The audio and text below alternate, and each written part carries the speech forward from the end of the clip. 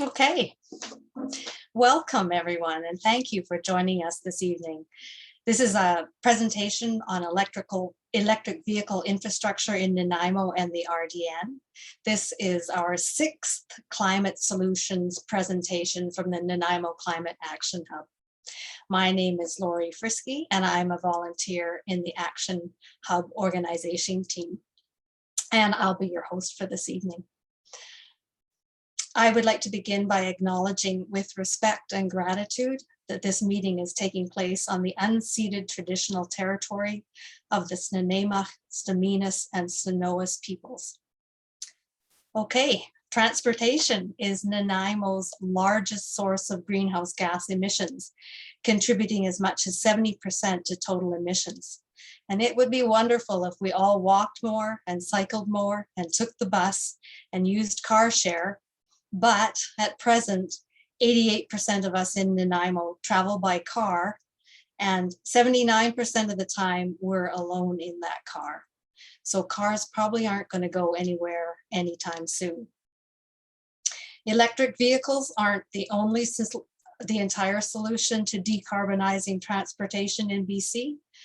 But here, where we have 95 to 98% of our electricity coming from renewable sources, EVs are helping to reduce greenhouse gas emissions.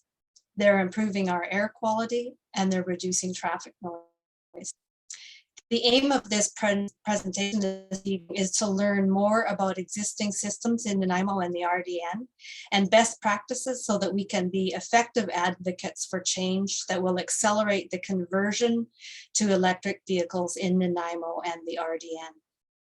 Tonight, we'll hear from Jamie Rose, Transportation Manager for the City of Nanaimo, and Larry Bolt, Vice President of Mid-Vancouver Island Electric Vehicle Association.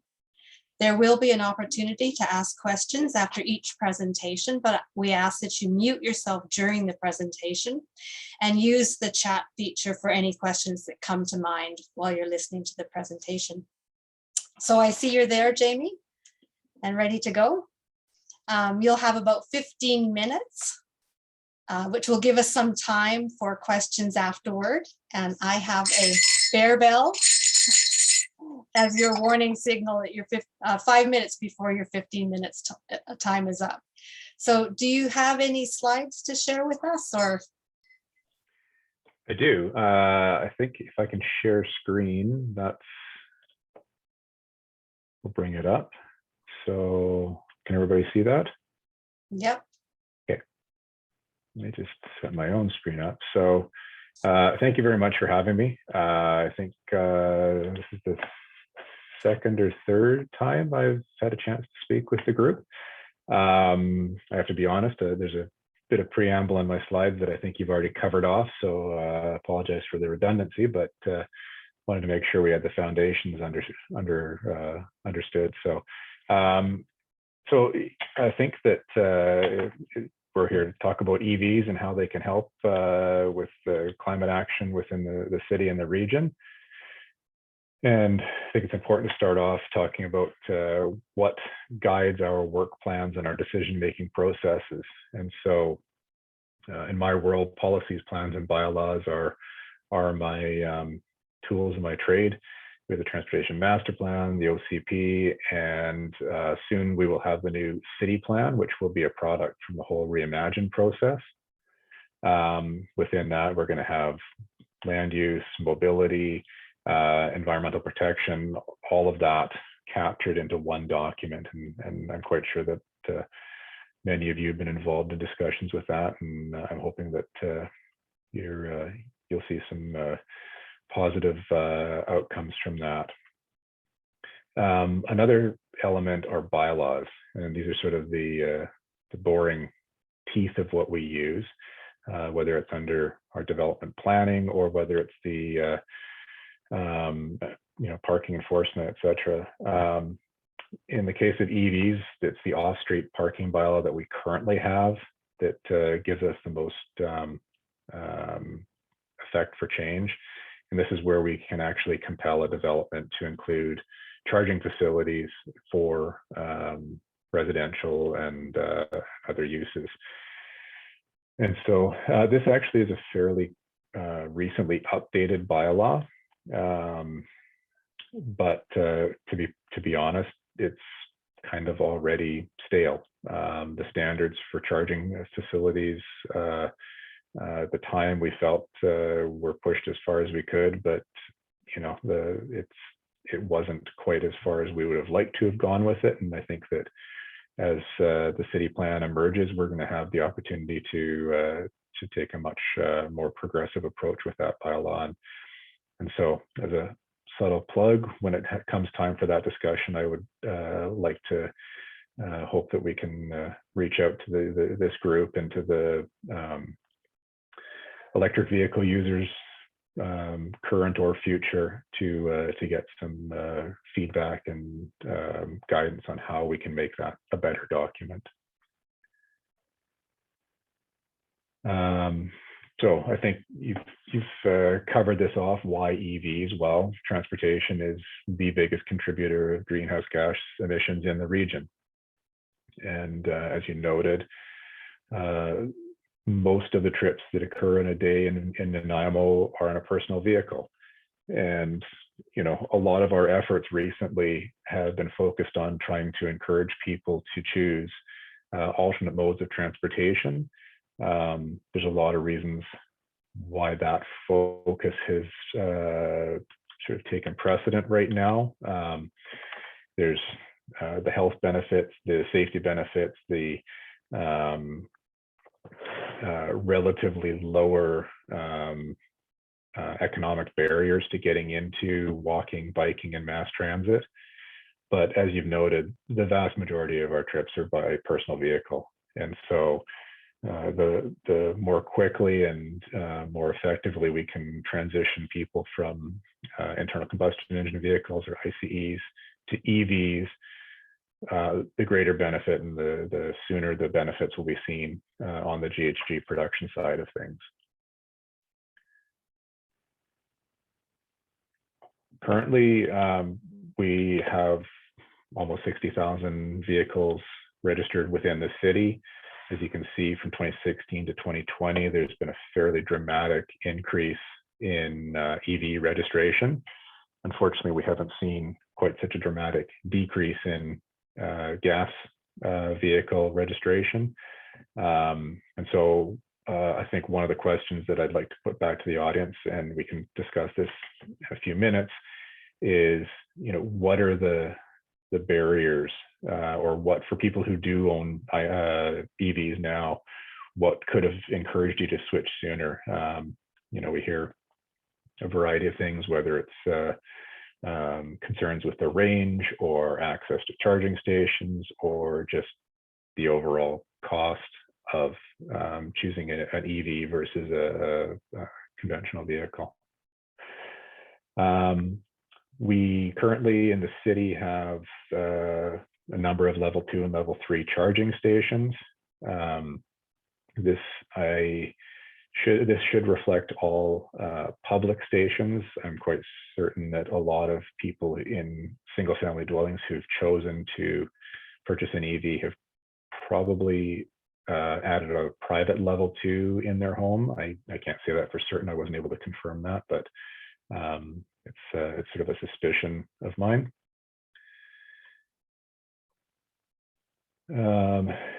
So just jumping back quickly to our off-street parking bylaw, which obligates developments to include charging stations within their new development. We've got an opportunity. We have for a few years been working to work with a Clean BC grant to expand our own infrastructure and to work to making sure that all city facilities have at least one level 2 charging station.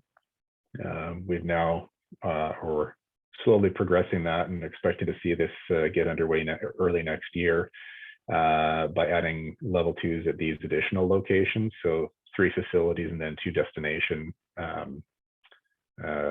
parks. And that's actually in partnership with the RDN. They're going to be adding several stations within their under their jurisdiction as well, and then a number of other municipalities or regional districts outside of Nanaimo as well. As I said, of late, our efforts have really been focused on promoting walking, biking, and mass transit, but we have started to delve into the EV and transitioning to EVs, understanding what we need to do, or what we need to, maybe more of the questions we need to ask. And so with that, we've learned that we probably need to find a way to encourage more level 2 charging stations within the city that are publicly accessible. As I said, we do need to update our off-street parking bylaw, and we do have a plan in place to sort of develop an overarching strategy for electric vehicles. And I believe that study is going to be getting underway as an output from the Reimagine process. So yeah, previous presentations have gone long, but this one's relatively short, but I'm hoping we can have some good questions. As a starting point, I would say, what is the city's role from everybody's perspective? Should we be leading with policy? Should we be providing infrastructure? Should we be doing something in between? And yeah, so I'd love to hear back from what everybody would like to say, and that's my closing. So.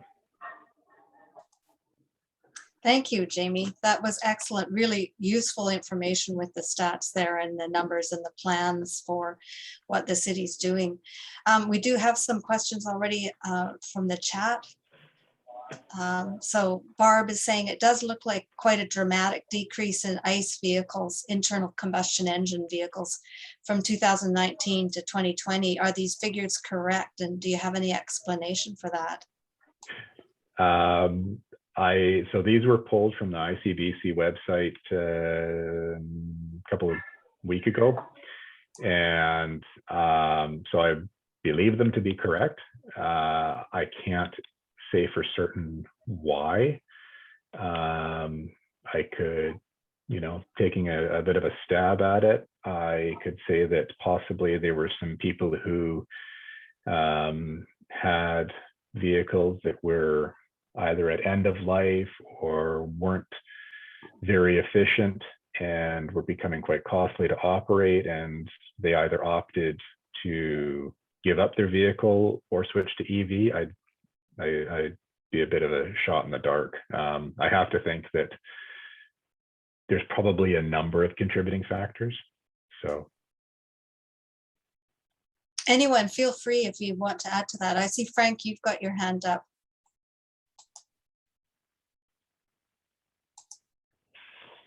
You're sorry, Frank, you're muted.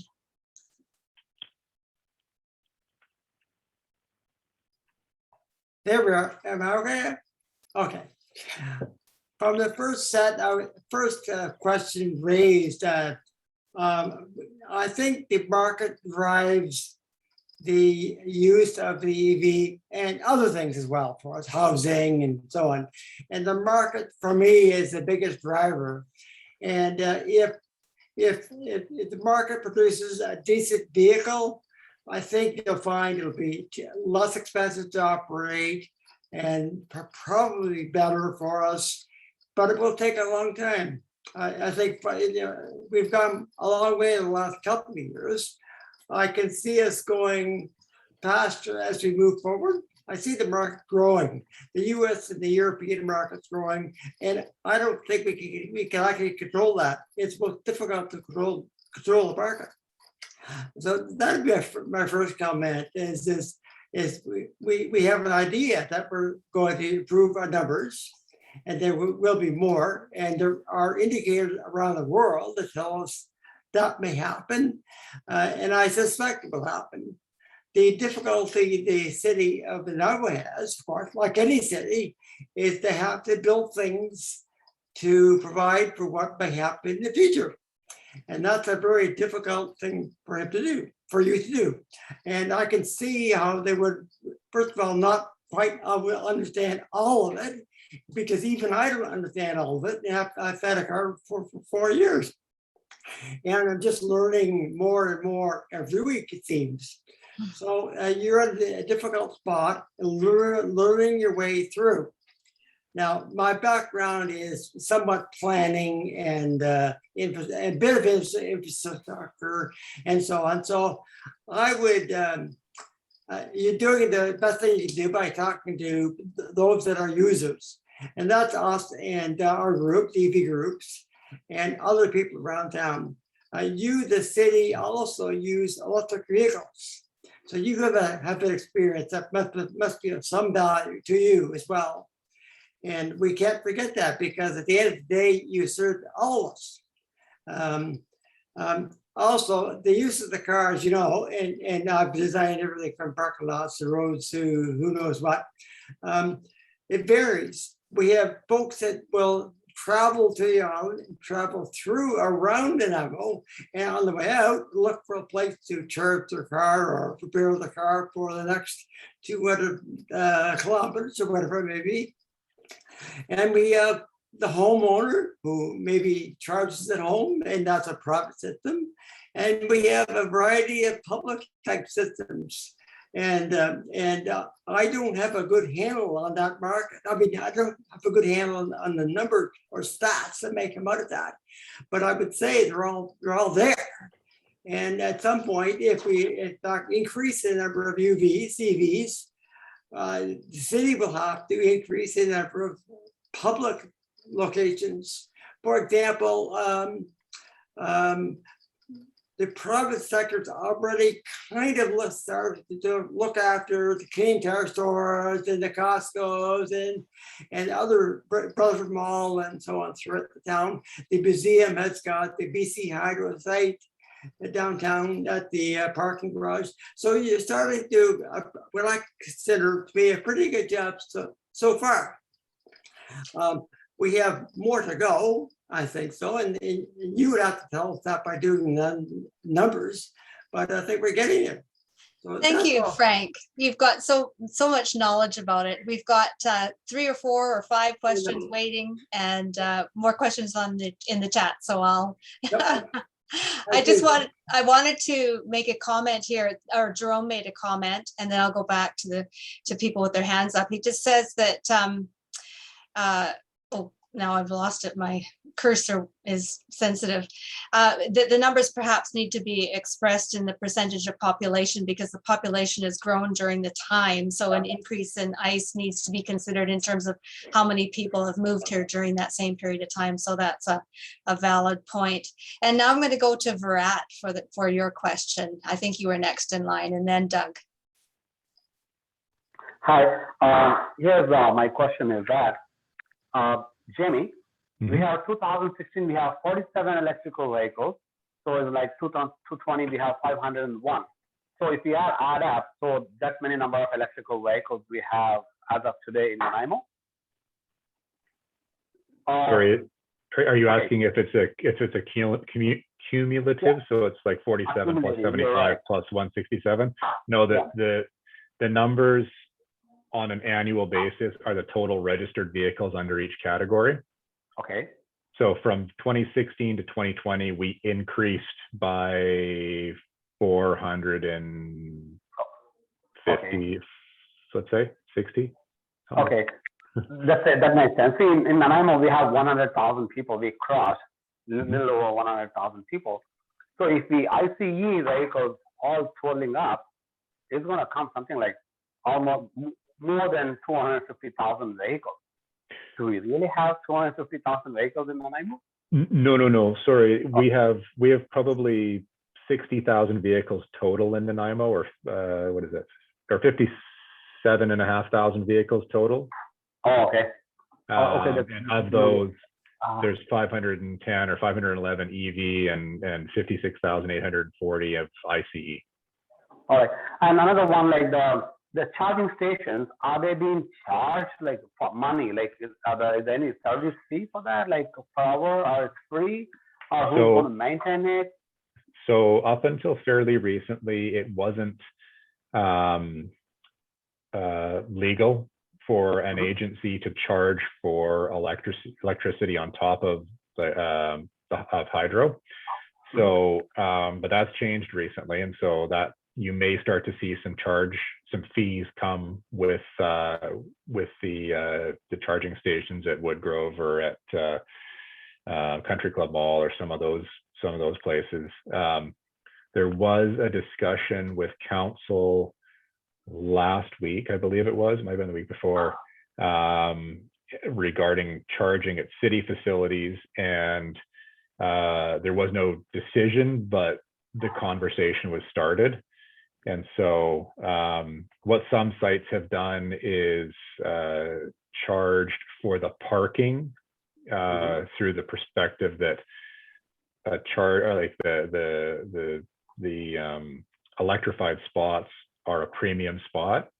Typically, they're a bit closer to the doors, things like that. So the notion is that, I think it might have been a bit of a game with a loophole, but so I think that charging to date has been pretty limited, but I could see that changing. Well, great. So then the whole plan is like more number of private charging stations are going to come up in the city of Nanaimo. Then later on, eventually city council might give a city installed charging station in city properties, right? Well, we do have charging stations on city properties. So we have them at the Aquatic Center, we have them at Bevan, we've got them well, we soon will have them at Oliver Woods, the City Hall, Bowen's Social Complex, Downtown Parkade. Downtown Parkade. Now the level 3 charger at the Downtown Parkade does have a fee associated with it, but that's actually collected directly to hydro. Okay. So that's just a sort of a pass-through fee. One thing that I was going to flag that sort of twigged my thoughts when Frank was talking is in the context of private enterprise, let's say, the Petrocan station on Terminal Avenue at Estevan has also added, I believe it's 2 charging stations. Oh, that's cool. Which is, I always sort of thought was interesting, bit of a competing interest, but I guess the customers need what they need. Yeah. Okay. Absolutely. Thank James. you. I'm going to jump to one in the chat, and it's from Catherine, and this is one that I'm interested in too. Why no level 2 chargers planned for Harewood and the south end of Nanaimo? I was looking at the map, and there's not much down here in the south end. I would say that was not conscious. I think that it's the so we've I think you all probably know that in 2012 the city went through and added a bunch of chargers to facilities like the Aquatic Center in Bevan. I think that was when the one that went in at some of the ones in the parkades downtown went in as well. And then we had a bit of a hiatus until this current round, which we wanted to make sure that all of our structural facilities had them. And then some destinations, as I said, with Departure Bay and Maffeo Sutton, I could quite easily see some going in the South Nanaimo area if there isn't another entity that brings them in. I'm just thinking if the Quality Foods, I don't think it has one, but I think and I think that probably becomes a bit of the conversation because, as I said, you know, having a standalone charger that's city owned and operated is, well, it's an expensive asset, and with experiences and other things that we've had with streetlights and signals and things like that. Structures, vandalism is a pretty high risk, and so having a charger, level 2 charger or more, without somebody attending to it, does sort of create a bit of concern for us. Now, the question becomes, as a community, do we feel that it's that benefits outweigh the drawbacks.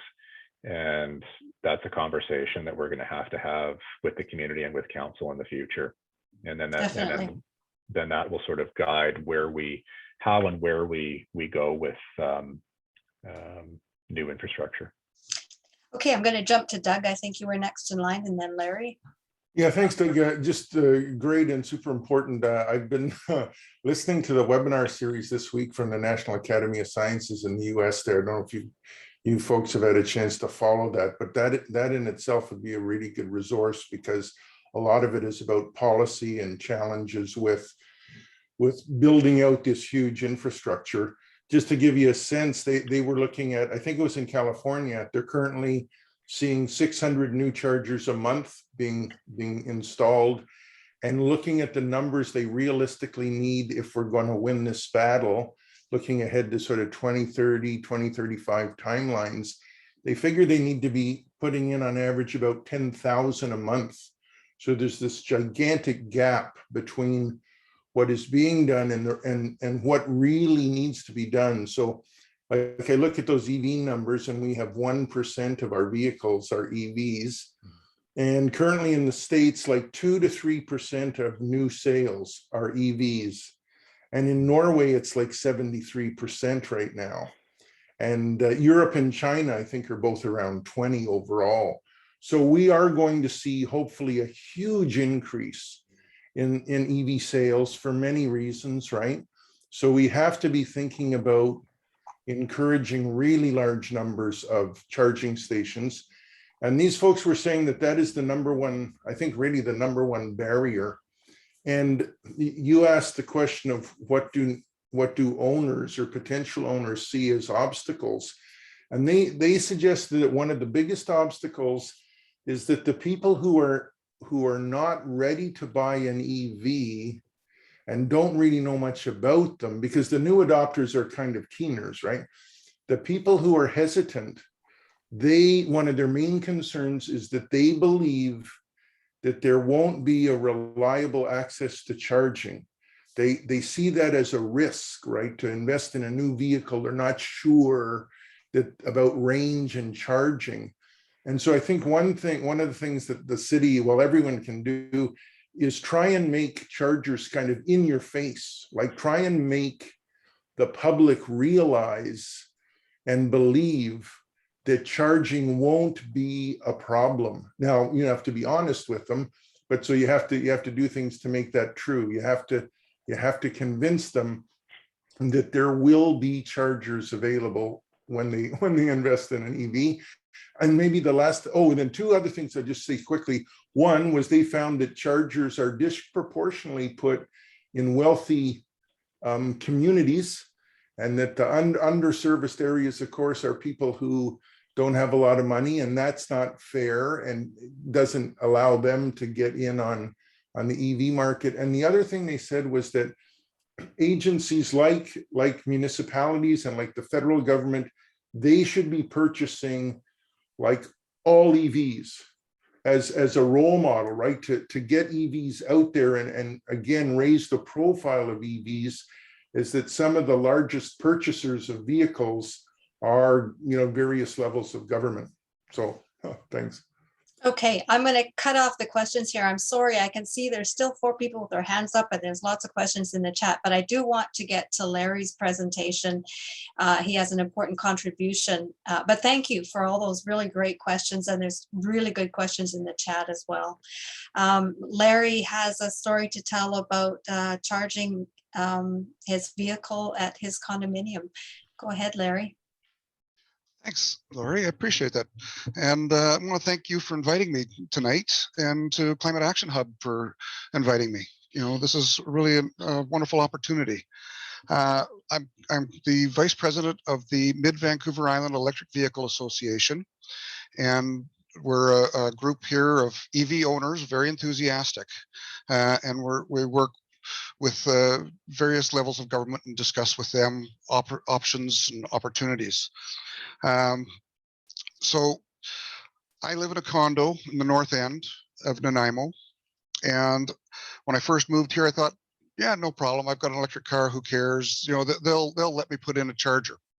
and I got a quote done to run it from the electrical room to my parking stall and everything, and went to with all kinds of drawings and everything to council and the strata council, and they said no. And some of their reasons were, well, who's going to pay for that electricity? I had addressed that, that I would willingly take extra on my strata fees, and but one of the biggest concerns was, do the buildings have enough electricity to manage it? So the first thing I needed to do was educate them and get some information for them. But they put a motion together for the annual general meeting. This is the 2020 annual general meeting, to have a company come in and assess and see what they had for charging or electrical capacity. And that was well and good, but they didn't follow through with it, the council, in my opinion. They ended up presenting to the owners a visitor parking stall with 2 spaces and just a one two-headed charger, a charge point one, level 2. And I couldn't understand that, so I requested a hearing with the council and had the hearing. And they said, oh, there's not enough power in 2 of the buildings because we have 4 buildings in our strata. And so, okay, back to the drawing board. Okay, so I did some research, and the average EV driver with their commutes tends to travel no more than 50 to 80 kilometers in a day. Well, in a standard 110 plug, which is considered a level 1 charge, you can recharge that overnight, no problem. And I found a company out of Vancouver called Plugzio, and they have a tremendous product, and it answered all their questions. Who's going to pay for it? Well, it has a system built into it where it transmits, takes the money out of my account and transfers it right to the strata. So we just settle on a price per hour for use, and it would be done. And so that then twigged the council, but then the council changed. The new president came in, and she was totally adamantly, no EVs. I don't want to hear another thing about it. Well, she got a little bit perturbed of some other things, and unfortunately she stepped down, and we had to have some more people come in, and they're more in favor of it now. So again, but the question was of capacity. So even with the level 1, so I ended up, they asked me to follow through, because now in the meantime, I've joined council. I'm one of those people that's on there now. I figure if I can't get them to change or learn, I'll join them and educate them from within. And that seems to be working now. So I brought in, I invited a couple of companies to come. Only one was willing to come, and actually came up from Victoria. And they went through our buildings and said, and sent us all the data. They did a tremendous job through BC Hydro and themselves, and said, you have plenty of power in all 4 buildings. So now we've got that. I put together a PowerPoint presentation for council, and actually this coming week, I'm going to council. So some of the main things to be doing if you're in a strata is to get a knowledge of what the power is. And this company came in, no charge, and told us how much power we had. From there, we go and we get what's called an EV ready plan, and they'll prepare that for us. And for us, with 4 buildings, it's a little over $5,000, but there's a $3,000 rebate from the provincial government through BC Hydro. And then we can, once we decide and get a vote from the owners to go forward with this, there's up to $80,000 from the provincial government. Now, what I would really like to have asked Jamie was, this city of Saanich has recently put more onto that.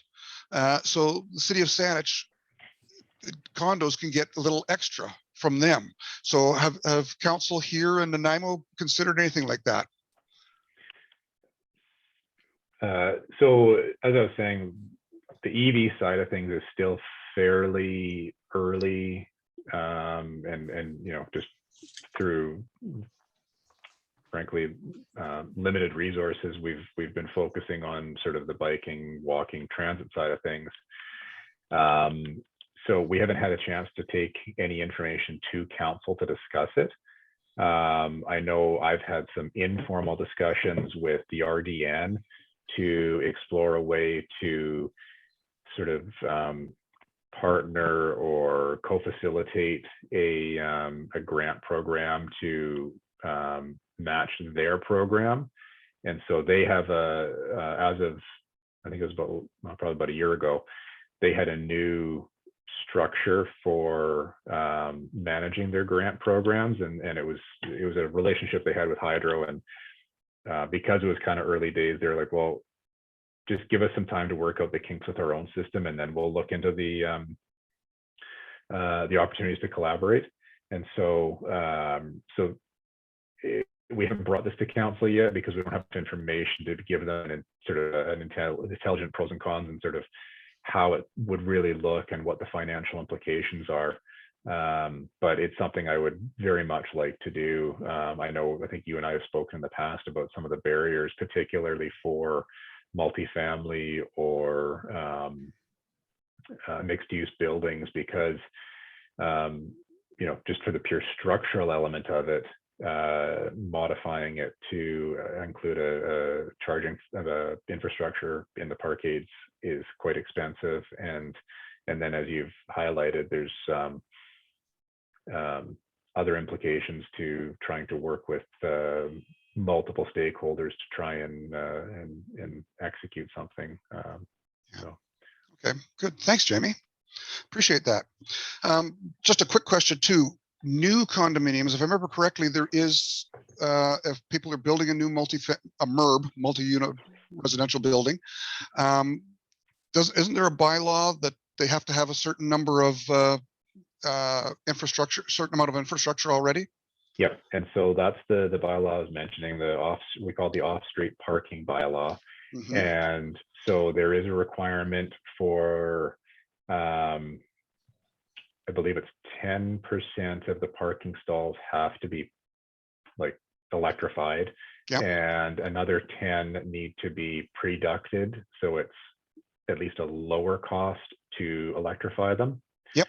And as I said, I think we adopted that in 2018 after a couple of years of back and forth. And good.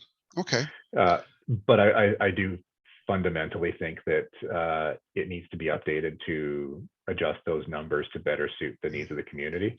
And so the question becomes how much we can change them by. Yeah, appreciate that. Yeah, because getting off the topic but staying on condos, we have to look at the fact that British Columbia now, there's about 10% of vehicles sold are EVs, and mandated just last week by the provincial government, 26% of new vehicles sold must be EVs by 2026, 90% by 2030, and 100% by 2035. So that's only 2035 is only 13 years away, seeing as we're close to the end of this year. So there's a lot yet to come. So my next step is, once I get this all sorted out with having the EV ready plan for our building, is to go to the owners before with a survey, before we go to them for a vote on the financing. And we go to them with a survey, and there's a tremendous survey that's you can get through our website, and it really helps because it goes into a little bit of depth. But are you planning to buy an EV in next year, 2 years, whatever? And it gives us a better thing, a better idea of how much we should be putting in. Whether we look at that 26 or 30% to start with, or go higher, we'll have to look at it. Once approved, we get a contract for installation of infrastructure from our electrical company that we're dealing with, and we'll put plugs to only a certain number of spaces to start with. And as Jamie said, with the newer ones, having them ducted, we'll have the capacity to be able to run lines to those other spaces as we grow. And one of the big parts in strata is bylaws.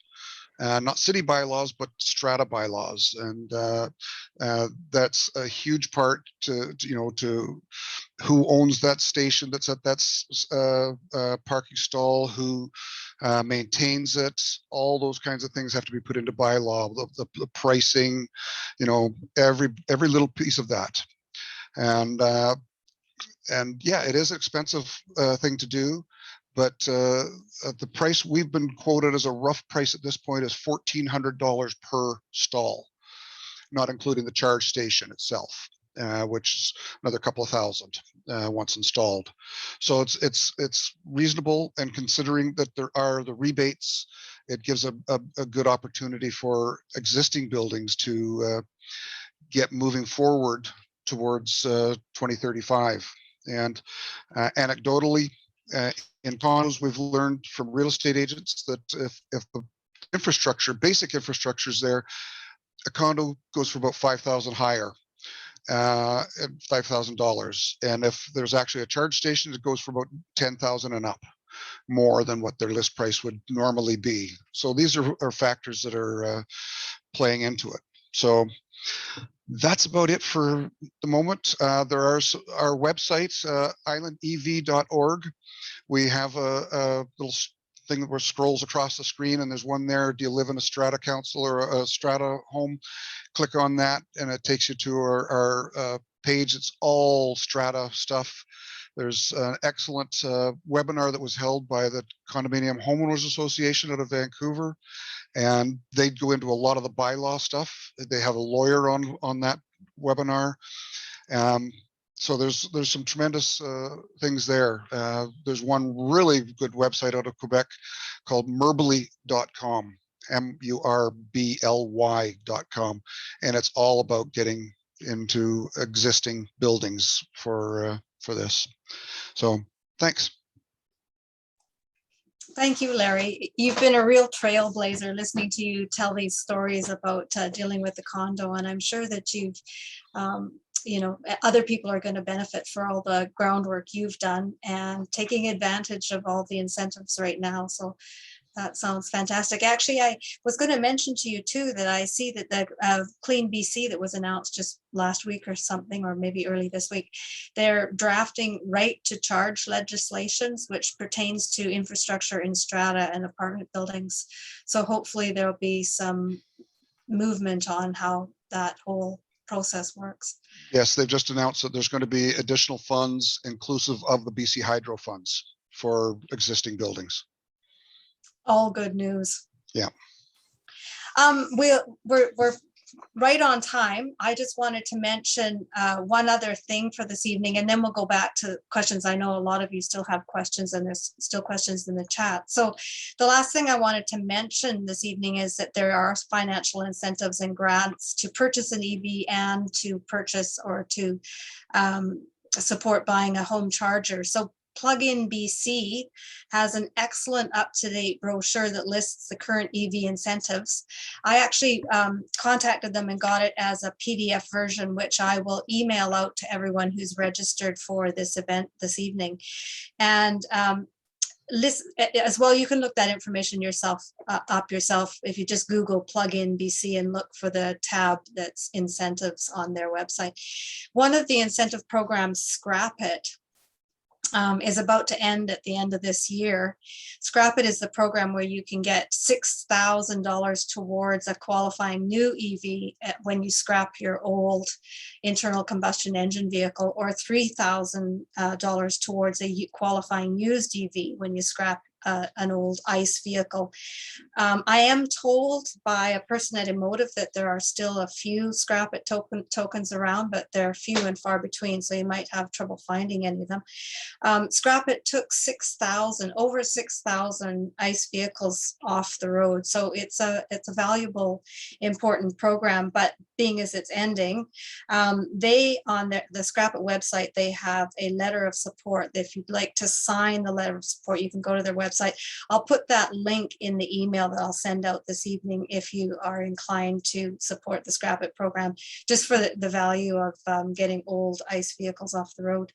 But thank you, both Jerry and I just combined your names, Jamie and Larry, for all the valuable information you've given us.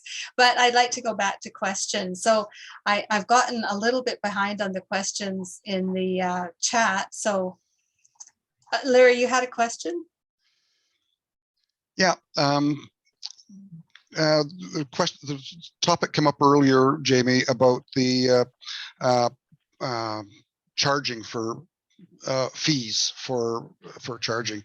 We've encountered recently a local business that has put some very high price on it, basically almost saying that they don't want EVs parked there. Now, the 2 stalls that they have are in front of their store, like you said, prime location.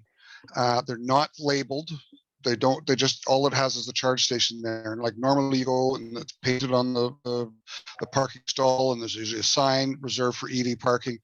They're claiming, no, those aren't reserved for anybody. Those are just to be, anybody can use them.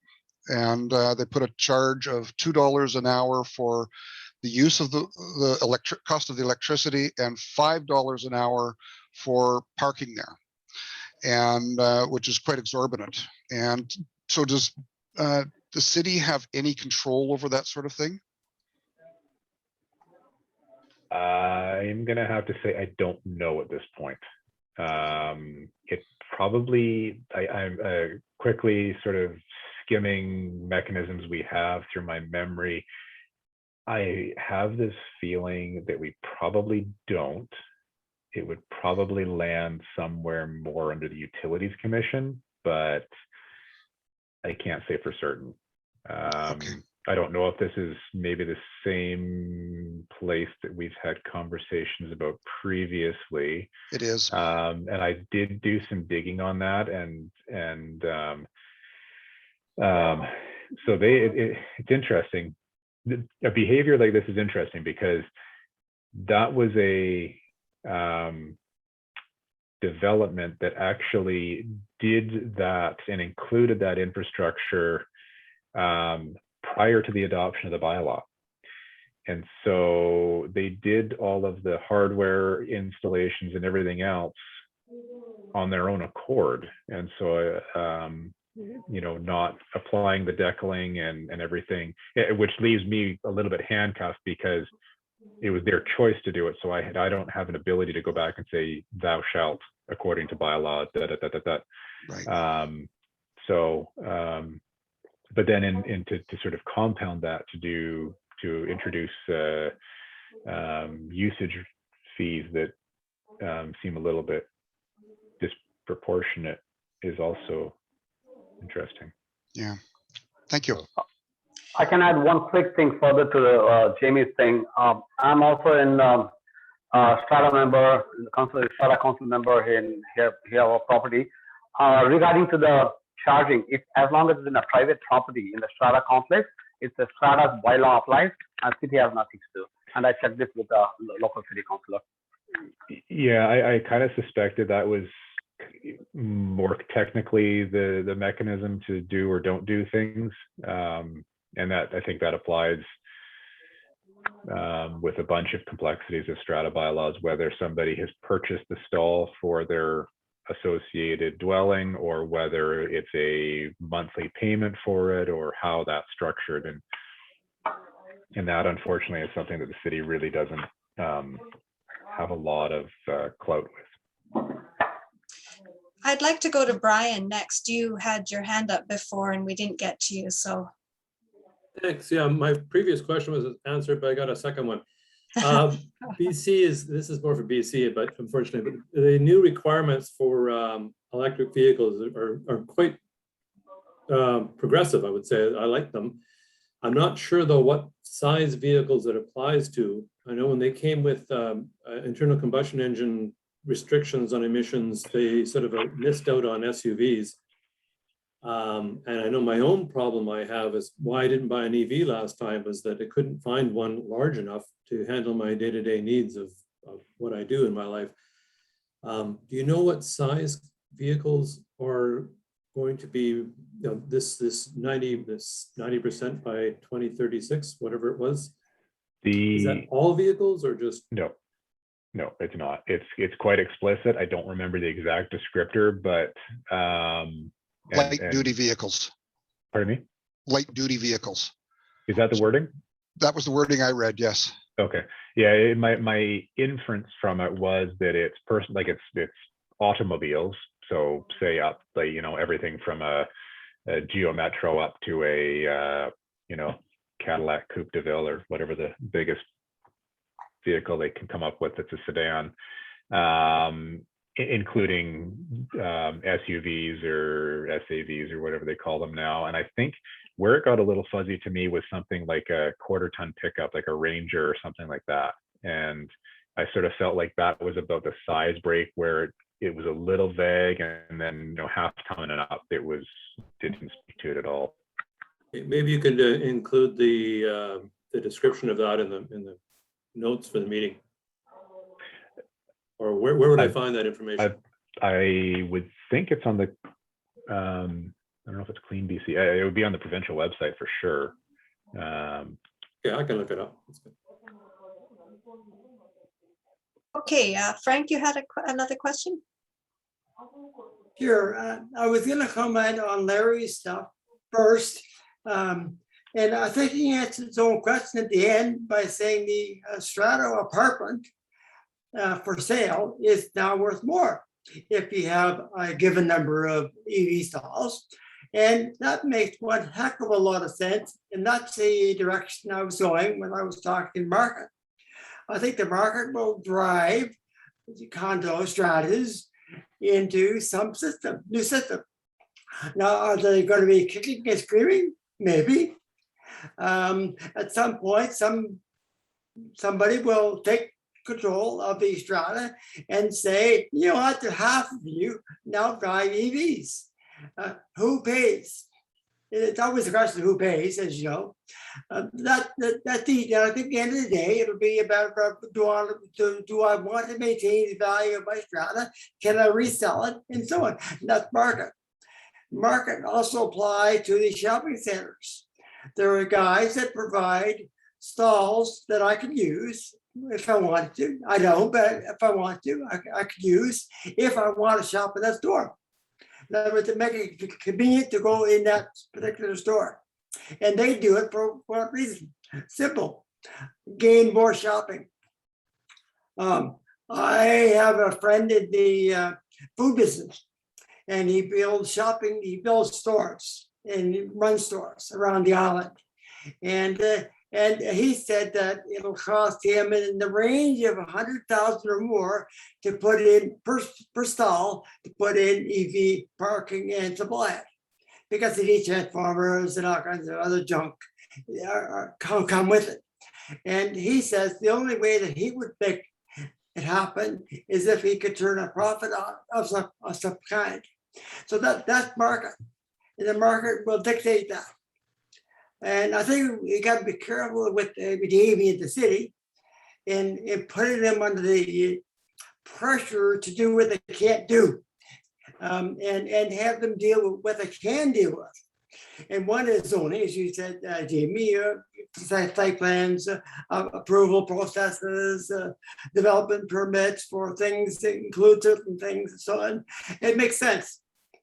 It also makes sense, I think, for the city to develop some significant benefits to the town, the city, by providing charging in key locations, which are driven by those that have these cars and will have these cars. So I'll give you an example. Is a guy coming off the ferry from Duke Point. He rounds the corner, takes the bypass. Well, where's he going? Port McNeil, Port Hardy, Tofino, right? And if he isn't driving a Tesla, he's got no place really actually to pull over quickly and pull in and charge. And he wants a level 3 charger. So I think between the Department of Highways and the city of Nanaimo, they find a suitable location. In fact, there are a couple of spots. I drive through it often enough. that would be a good spot to have something happen. That's the kind of thing I think the city can help at, is developing that sort of thing, or helping the private sector with some of the really big ticket stuff in some way. I don't know. It could be as simple as BC Hydro providing a quick permit process. Who knows?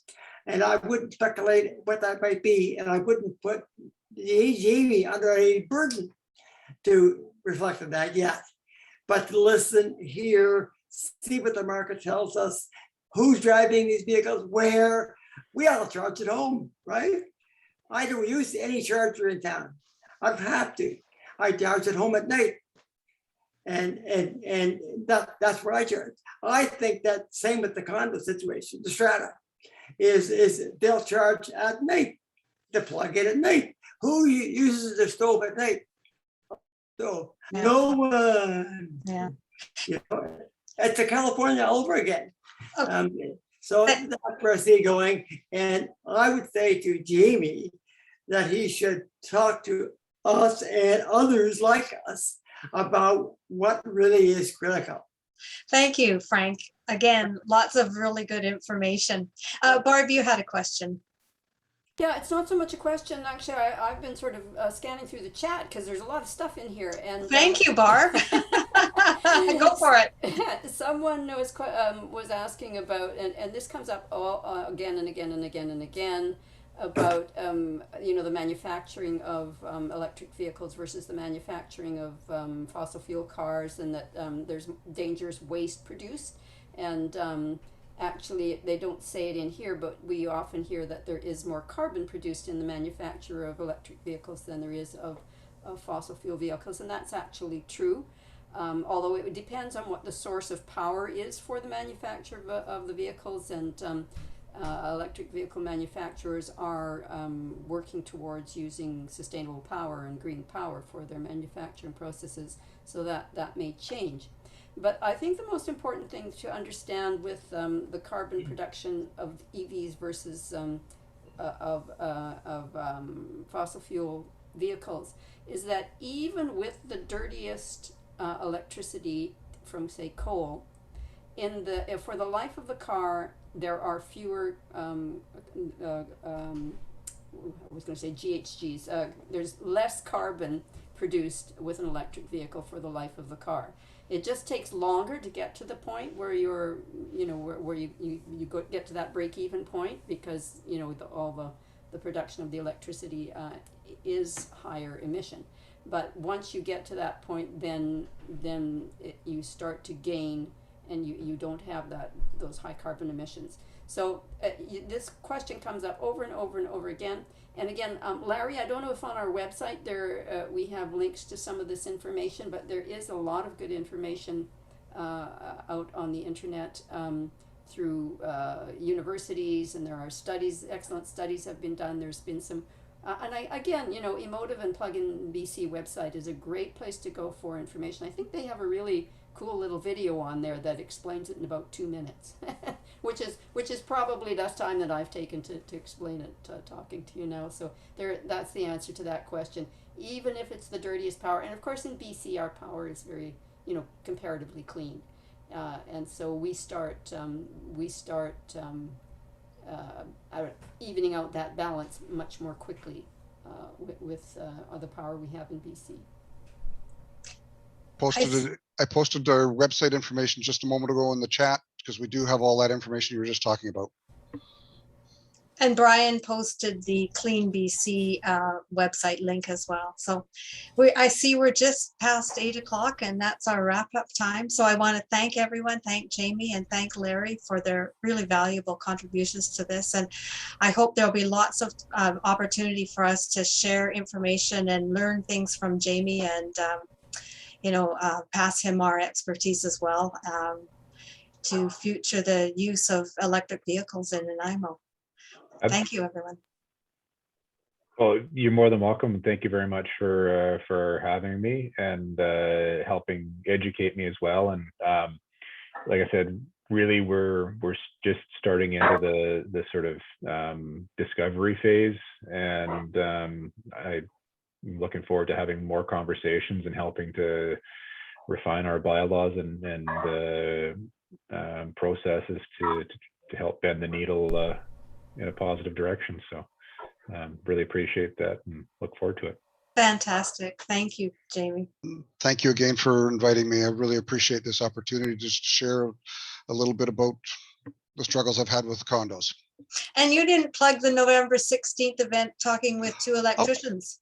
Right. Yes. I wasn't sure if this is the place to do it, but Oh, go no, for we it. do have on our website. We will have. I'll be doing it, putting it up live tomorrow. We have an upcoming webinar on November 16th at 7 p.m. And we have the CEO of Plugzio, which is a charge station for level 1. That's very unique. It's great for businesses and for condos. And we also have Leah McFarland from Edwards Electric in Victoria, who specializes in setting up charging in homes and in MURBs. So you can find that I put it in the chat there, our website. Fantastic. Thank you. Good night, everyone. Right? Thank you. Good night. Thank you. Thanks, everybody. Thanks for having